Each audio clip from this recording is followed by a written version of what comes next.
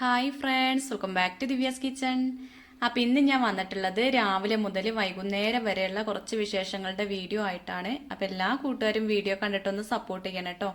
അപ്പോൾ വീഡിയോ കാണാൻ തുടങ്ങുമ്പോൾ തന്നെ എല്ലാവരും ഒന്ന് ലൈക്ക് ചെയ്തിട്ട് കാണാൻ ശ്രമിക്കണേ. നിങ്ങൾക്ക് അതുപോലെ ഷെയർ ചെയ്യാൻ പറ്റുകയാണെങ്കിൽ ഒന്ന് ഷെയർ ചെയ്ത് സപ്പോർട്ടും കൂടിയും ചെയ്യണേ. അപ്പം ഇന്ന് രാവിലെ 4 മണിക്ക് എണീറ്റിട്ടുണ്ട് കേട്ടോ. അപ്പം നന്ദുവിന് പനി കുറവില്ല. അപ്പം അതുകൊണ്ട് ഞങ്ങൾ വീണ്ടും മഞ്ചേരിക്ക് കൊണ്ടുപോവാണ്. അപ്പോൾ ഓനെ കുറച്ച് മുന്നേ അല്ലേ ഇപ്പം അവിടെ അഡ്മിറ്റ് ആക്കിയിട്ടുള്ളൂ. അപ്പം ഇനി എന്തെങ്കിലും ഉണ്ടാവുകയാണെങ്കിൽ അങ്ങോട്ട് കൊണ്ടുചെല്ലാൻ പറഞ്ഞിരുന്നു കേട്ടോ. അപ്പം പക്ഷെ നമുക്ക് പോയി വരേണ്ട ഒരു ബുദ്ധിമുട്ടുകൊണ്ട് 1-2 പ്രാവശ്യം ഇപ്പോൾ അവിടെ അടുത്ത് തന്നെ കാണിച്ചു. പക്ഷേ എങ്കിലും ഒരു കുറവുമില്ല. അപ്പം അതുകൊണ്ട് ഞങ്ങൾ 4-4:30 ആയിട്ടുണ്ട് വീട്ടിൽ നിന്ന് പോന്നപ്പോൾ കേട്ടോ. പിന്നെ ഇവിടെ ഒരു 5:50 ആയപ്പോൾ മഞ്ചേരി പ്രശാന്തി ഹോസ്പിറ്റലിൽ ജോസ് ആന്റണി എന്ന് പറഞ്ഞിട്ട് ഒരു ഡോക്ടർ ഉണ്ട് കേട്ടോ. നല്ല ഡോക്ടറാണ്. അപ്പോൾ അനുമോളെയും കണ്ണനെയൊക്കെ ഇവിടെ തന്നെയായിരുന്നു കാണിച്ചു തരുന്നത്. അനുമോൾക്ക് വലിയൊരു ചീച്ചിലും കുഴപ്പമൊന്നും ചെറുപ്പത്തിൽ ഉണ്ടായിരുന്നില്ല കേട്ടോ. ചെറുതായിട്ടൊക്കെ ഉണ്ടായിരുന്നു. കണ്ണന് നല്ലോണം ഉണ്ടായിരുന്നു. ഇവിടുത്തെ സ്ഥിരം കുറ്റിക്കാരനായിരുന്നു കേട്ടോന്. ഇപ്പം അതേപോലെ നന്ദുവിന് ചെറുപ്പത്തിൽ വലിയ കുഴപ്പമൊന്നും ഉണ്ടായിരുന്നില്ല. ഇപ്പോൾ ഈ ഒരു 4 വയസ്സേക്ക് കടന്നിട്ടാണ് ഇങ്ങനെ ഒന്ന് സൂക്കേട് തുടങ്ങിയത് കേട്ടോ. അപ്പം ഞങ്ങൾ അവിടെ കാണിച്ചു. അപ്പോൾ എക്സ്റേ എടുക്കാൻ പറഞ്ഞു. അപ്പോൾ അവിടെ നിന്ന് തന്നെ എക്സ്റേ ഒക്കെ എടുത്തു കേട്ടോ. അപ്പോൾ അതിൽ കാണിക്കുന്നത് അലർജിയാണെന്നാ നെഞ്ഞിൻ്റെ ഭാഗത്ത് ഇങ്ങനെ കാണിച്ചു തന്നു കേട്ടോ. നമുക്ക് എക്സ്റേയിൽ നല്ലോണം അലർജി ഉണ്ടെന്ന്. പക്ഷെ രാവിലെ നീക്കുമ്പോൾ തുമ്മണ അലർജി ഒന്നും അല്ല കേട്ടോ. ഓന് രാവിലെ ഒരു ചുമ ഉണ്ടാവും. അതിങ്ങനെ ചുമച്ച് ഒരു കഫം എന്താ പറയുക, ഒന്നായിട്ട് ഇങ്ങോട്ടൊരു തുപ്പലൊക്കെ ഒന്നായിട്ട് ഇങ്ങനെ ഛർദ്ദിക്കണ പോലെയാണ്. അപ്പോൾ എല്ലാ കൂട്ടുകാരും നന്ദുവിൻ്റെ വിവരം ചോദിക്കലുണ്ട്. അപ്പോൾ അവർക്കും കൂടി വേണ്ടിയിട്ടാണ് ഞാൻ വിശദമായി പറയണത് കേട്ടോ. അപ്പോൾ എല്ലാവരും അന്വേഷിക്കണതല്ലേ. അപ്പോൾ ഇത് തുടങ്ങിയിട്ട് കഴിഞ്ഞ മാസം തുടങ്ങിയതാണ് കേട്ടോ. ഇതിപ്പോൾ എത്രയായി ഇങ്ങനെ കൊണ്ടു നടക്കണമെന്ന് അറിയോ? ഒന്ന് തീരുമ്പോഴേക്കും എന്ന് പറഞ്ഞില്ലേ. അപ്പം ഞങ്ങൾ അങ്ങനെ നിർത്തിയാണ് പോരുന്നത്. ഇവിടുന്ന് ഞങ്ങൾ 4:30 പോയിട്ട് അവിടെ ഒരു 5:50 ആകുമ്പോൾ എത്തിയിട്ടോ. 2 ടോക്കൺ നമ്പർ കിട്ടിയത്. അവിടെ 20 ആളെ നോക്കുള്ളൂ. അത് കഴിഞ്ഞാൽ പിന്നെ ക്ലിനിക്കിക്ക് പോകണം. അവിടെ പോയിട്ടുണ്ടെങ്കിൽ വൈകുന്നേരം കണക്കാണ് കേട്ടോ. വൈകുന്നേരം ആവും പോരാൻ. അപ്പം അതുകൊണ്ടാണ് ഞങ്ങൾ ഈ നേരത്തെ പോവുകയും ചെയ്യണത് കേട്ടോ. നേരത്തെ എത്തുമെന്ന് വിചാരിച്ചിട്ട്. അപ്പം അങ്ങനെ ഞങ്ങൾ പോകുന്ന വഴിക്ക് 2-3 സ്ഥലത്ത് നിർത്തി ഇറങ്ങിയൊക്കെ നിന്നിട്ടാണ് പോന്നിട്ടുള്ളത്. അപ്പം ആദ്യം കണ്ടത് ആ പുഴ ഇടവണ്ണ അവിടെയുള്ള പുഴയാണ് കേട്ടോ. ഇത് കനോലി പ്ലോട്ടാണ്. ഇവിടെ എത്തിയിട്ടുണ്ടെങ്കിൽ ഒന്ന് വീഡിയോ എടുക്കാതിരിക്കാൻ തോന്നൂല. ഇവിടെ കണ്ടില്ലേ റോഡ് സൈഡിൽ കച്ചവടം. അപ്പോൾ ഇവിടേക്ക് വന്നവർക്ക് അറിയാം ഇവിടുത്തെ ആ ഒരു ഭംഗി കേട്ടോ. അല്ലെങ്കിലേ നിലമ്പൂര് കാണാൻ നല്ല ഭംഗിയാണ്. അത് ഇവിടേക്ക് വന്നവർക്ക് അറിയാം കേട്ടോ. തേക്കിൻ്റെ സ്വന്തം നാടാണ് ഈ നിലമ്പൂര് എന്ന് പറയുന്നത്. അപ്പോൾ ഇവിടെ ഒരുപാട് കാഴ്ചകളുണ്ട് കാണാൻ. അപ്പോൾ ഞാൻ കുറേ മുന്നേ തേക്ക് മ്യൂസിയത്തിൻ്റെ ആ വീഡിയോ ഒക്കെ ഇട്ടിരുന്നു. ഇനിയിപ്പോൾ ഇവിടെ കനോലി പ്ലോട്ടിൻ്റെ വീഡിയോ ഒന്നും ഇട്ടിട്ടില്ല. അപ്പോൾ അതിനി എപ്പോഴെങ്കിലും ഒക്കെ ഒരിക്കൽ പോകുമ്പോൾ ഒന്ന് ചെയ്യണ്ട കേട്ടോ. അപ്പോൾ ഈ വഴിയോരത്തെ കച്ചവടങ്ങൾ കാണാൻ നല്ല രസമാണ്. അതുകൊണ്ടാണ് ഞാനൊന്ന് വീഡിയോ എടുത്തത്. അപ്പോൾ ഒരുപാട് കൂട്ടുകാർ പറയലുണ്ട് റോട്ടിൽ കൂടെ പോണതൊക്കെ ഒന്ന് വീഡിയോ എടുക്കുകൊണ്ടു എന്നുള്ളത്. അപ്പോൾ അവർക്കും കൂടി വേണ്ടിയിട്ടാണ് കേട്ടോ ഒന്ന് വീഡിയോ എടുത്തിട്ടുള്ളത്. അപ്പം നന്ദുവിന് ഇപ്പോൾ ഒരാഴ്ചക്കുള്ള മരുന്ന് തന്നിട്ടുണ്ട് കേട്ടോ. അത് കഴിഞ്ഞിട്ട് വീണ്ടും ഒന്ന് കാണിക്കാൻ പറഞ്ഞിട്ടുണ്ട്. ഏകദേശം ഒരു 12 മണിയായപ്പോഴേക്കും ഞങ്ങൾ വീട്ടിലെത്തിയിട്ടോ. അപ്പം ഇന്ന് കണ്ണന് ക്ലാസ്സില്ല, അനുമോക്ക് ക്ലാസ് ഉണ്ട്, ഓള് പോയിട്ടുണ്ട്. അപ്പോൾ പോരുന്ന വഴിക്ക് നന്ദുവിന് ബിരിയാണി എന്തെങ്കിലും വേണമെന്ന് പറഞ്ഞു കേട്ടോ. അപ്പോൾ പനിയൊക്കെ വന്നാൽ കുട്ടികൾക്ക് വലിയവർക്കായാലും പ്രത്യേക ഒരു പൂതി ആവൂല. എന്തെങ്കിലുമൊക്കെ വേണ്ടാത്ത തിന്നാനേ നമുക്ക് പൂതി ഉണ്ടാവുള്ളൂ. അതേപോലെ പോലും വേണ്ടാത്ത തിന്നാനാണ് കേട്ടോ പൂതി. അപ്പോൾ ചിക്കനോടൊന്നും വലിയൊരു താല്പര്യമല്ല. പക്ഷേ ബിരിയാണീൻ്റെ ആ റൈസിനോട് ഭയങ്കര ഇഷ്ടമാണ് കേട്ടോ. അപ്പോൾ ഇതിൻ്റെ തലേ ദിവസം ഞാൻ വെച്ച് കൊടുത്തിട്ടുള്ളൂ. എന്നാലും ഇത് എത്ര തിന്നാലും അവർക്ക് പൂതി മാറില്ല. അപ്പം ഇങ്ങനെ പറഞ്ഞപ്പോൾ ഒരു ഇടങ്ങേറ്. അപ്പോൾ ഏട്ടൻ വാങ്ങി കൊടുത്തതാണ്. അപ്പോൾ ഒരു ബിരിയാണി വാങ്ങിയിട്ട് വീട്ടിലേക്ക് പോന്നു കേട്ടോ. അപ്പോൾ ഓന് എന്താ പറഞ്ഞതല്ലേ. അപ്പോൾ ശരിക്കാണെങ്കിൽ അപ്പോൾ ഈ ഒരു സമയത്ത് കൊടുക്കാനൊന്നും പാടില്ല. പറഞ്ഞിട്ട് കാര്യമില്ല. കുട്ടികൾ ഇങ്ങനെ പറയുമ്പോൾ നമുക്കൊരു സങ്കടമല്ലേ. അപ്പോൾ വാങ്ങാൻ പറ്റൂല, തിന്നാൻ പറ്റൂല എന്നൊക്കെ പറഞ്ഞപ്പോൾ ഏട്ടനോട് അറിയാക്കി കുറച്ച് മതി വെച്ചാൽ തോനെയൊന്നും വേണ്ടായിരുന്നു. അത് കേട്ടപ്പോൾ ഏട്ടന് പാവം തോന്നിട്ടോ. അപ്പോൾ 1-2 കടയിൽ കയറിയിട്ടാണ് കിട്ടിയിട്ടുള്ളത്. അപ്പോൾ അതൊക്കെ ഓനെ അമ്മ കൊടുക്കുന്നുണ്ട്. അപ്പോൾ ഞാൻ അടുക്കളയിൽ വന്നിട്ട് എന്തൊക്കെയാണ് അമ്മ ഉണ്ടാക്കിയത് നോക്കുകയാണ്. അപ്പോൾ പണികളൊക്കെ ഏകദേശം ഒരുങ്ങിയിട്ടുണ്ട്. ഇനി അടിച്ചു വാരി തുടയ്ക്കാനുള്ളൂ. അപ്പോൾ ഞങ്ങൾ വന്നപ്പോൾ അമ്മ ശരിക്കും അടിച്ചു വാരിയിരുന്നു കേട്ടോ. അപ്പോൾ അതൊക്കെ അവിടെ ഇട്ടിട്ടതാ നന്ദുവിന് ചോറ് കൊടുക്കാൻ വേണ്ടി നിൽക്കുകയാണ്. അപ്പോൾ കായും അതുപോലെ കറുത്തിട്ട് ഉപ്പേരി വെച്ചിട്ടുണ്ട്. പിന്നെ കായും കുമ്പളങ്ങയൊക്കെ ഇട്ടിട്ട് പുളിയൊക്കെ പറന്ന് തേങ്ങയൊക്കെ അരച്ച് കറിയും വെച്ചിട്ടുണ്ട്. പിന്നെ അതാ ഇവിടെ രാവിലെ ഒന്ന് ഉപ്പുമാവാണ് ഉണ്ടാക്കിയിട്ടുള്ളത്. അപ്പോൾ ഇന്ന് രാവിലെ ഞാൻ തലേദിവസം വിചാരിച്ചിരുന്നു കേട്ടോ ഉപ്പുമാവ് ഉണ്ടാക്കണം. അപ്പോൾ ആ റെസിപ്പി ഇടണമെന്നൊക്കെ വിചാരിച്ചിരുന്നു. അപ്പോൾ പിന്നീട് ഒരിക്കൽ ഇടണ്ട്. അപ്പോൾ കുറേ ആൾക്കാർ ചോദിച്ചിരുന്നു കേട്ടോ. അപ്പോൾ ഇത് പിന്നെ അമ്മ രാവിലെ ഉണ്ടാക്കിയതല്ലേ. അപ്പോൾ അമ്മ രാവിലെ അതാ ഉപ്പുമാവും അതിലേക്ക് തേങ്ങ അരച്ചൊരു ചമ്മന്തി ഉള്ളിയും മുട്ടയും ഉണ്ടാക്കിയിട്ടുണ്ട്. അപ്പോൾ അനുമോക്ക് സ്കൂളിലേക്കും കൊണ്ടുപോകണ്ടേ, അതിന് വേണ്ടിയിട്ട് ഉണ്ടാക്കിയതാണ് കേട്ടോ. അപ്പോൾ എനിക്ക് നല്ല വിശപ്പുണ്ട്. അവിടെ ചെന്നിട്ട് ഞങ്ങൾ 7 മണിയാകുമ്പോൾ ചായ കുടിച്ചതാണ്. പിന്നെ ഒന്നും കഴിച്ചിട്ടില്ല കേട്ടോ. അപ്പോൾ ഇത് അവിടെ വന്നിട്ട് എനിക്ക് വിശക്കുന്നുണ്ട്. അപ്പോൾ ഞാൻ കഴിക്കാൻ ആകെ ഒരു നൂൽപുട്ടാണ് രാവിലെ തിന്നത്. ഏട്ടനാണെങ്കിൽ 3 നൂൽപുട്ട് തിന്നിരുന്നു കേട്ടോ. അപ്പോൾ എനിക്ക് അത്ര രാവിലെ ഒന്നും കഴിക്കാൻ വയ്ക്കൂല. അപ്പോൾ ഞാനും നന്ദു ഓരോന്നാണ് തിന്നത്. അപ്പോൾ വീട്ടിലെത്തിയപ്പോൾ ഭയങ്കര വിശപ്പ്. അപ്പോൾ ഞാൻ പിന്നെ കഴിച്ചു. അപ്പോൾ കുളിച്ചിട്ടില്ല കേട്ടോ പെൽച്ചയ്ക്ക് പോയപ്പോൾ. അപ്പോൾ വന്നിട്ടാണ് കുളിയൊക്കെ. അപ്പോൾ അതിൻ്റെ ഇടയ്ക്ക് ഓൽക്ക് ചോറ് വേണമെന്ന് പറഞ്ഞാൽ ചോറ് കൊടുക്കുകയാണ്.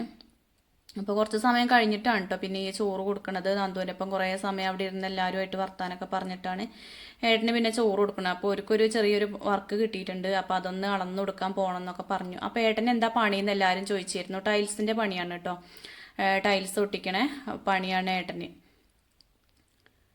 അപ്പോൾ ഏട്ടന് ചോറും കറിയും ഉപ്പേരിയും പിന്നെ ഇന്നലെ വറുത്ത കുറച്ച് മീനുണ്ടായിരുന്നു. അപ്പോൾ അതിനൊരു മീനും കൊടുത്ത് വെള്ളമൊക്കെ കൊടുത്ത് ഏട്ടന് അങ്ങനെ ചോറ് കൊടുത്തു. ഇനിയിപ്പോൾ എനിക്ക് കുളിക്കാൻ നോക്കണം. അതിൻ്റെ മുന്നേ ആയിട്ട് തുടയ്ക്കും വേണം കേട്ടോ. അപ്പോൾ അമ്മ ഏതായാലും അടിച്ചോരി പൂർത്തിയായിട്ടില്ല, അതൊന്ന് അടിച്ചു വരുന്നുണ്ട് അമ്മ. അപ്പോഴേക്കും ഞാൻ തുടയ്ക്കാനുള്ളതൊക്കെ നോക്കുകയാണ്.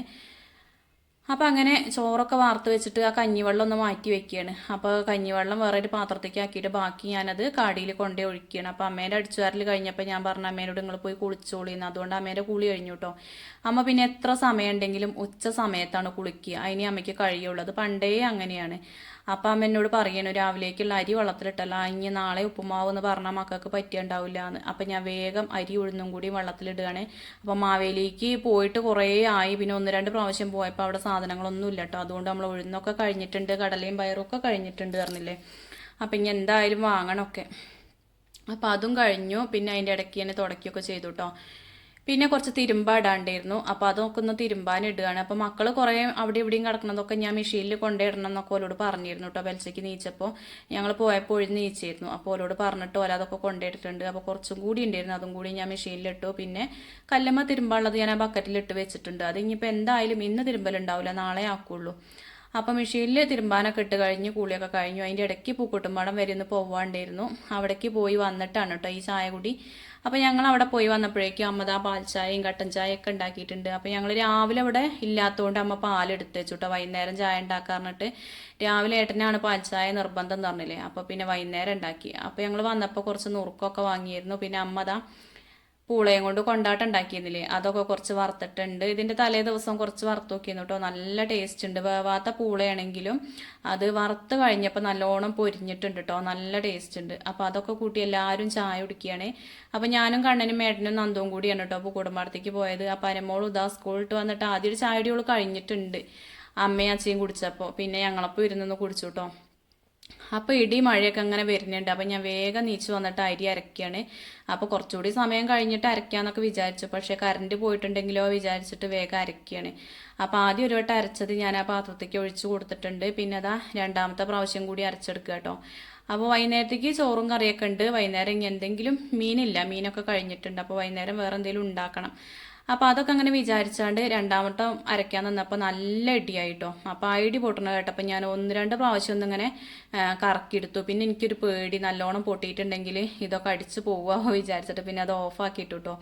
അത് ഓഫാക്കിയിട്ടാണ് മെഷീനിൽ തിരുമ്പാട്ടിരുന്നില്ലേ, അത് തോരട്ടിരുന്നില്ല. അപ്പം അതിൻ്റെ ഇടയ്ക്ക് അങ്ങാടിക്കൊക്കെ പോയി പിന്നെ നമ്മൾ വന്നിട്ടാണ് വീഡിയോസിൻ്റെ കാര്യമൊക്കെ നോക്കിയത്. അതൊക്കെ ഇടലും എല്ലാം കൂടി ആയിട്ട് ആകെ കൂടെ തിരക്കാണെന്ന് പറഞ്ഞില്ലേ.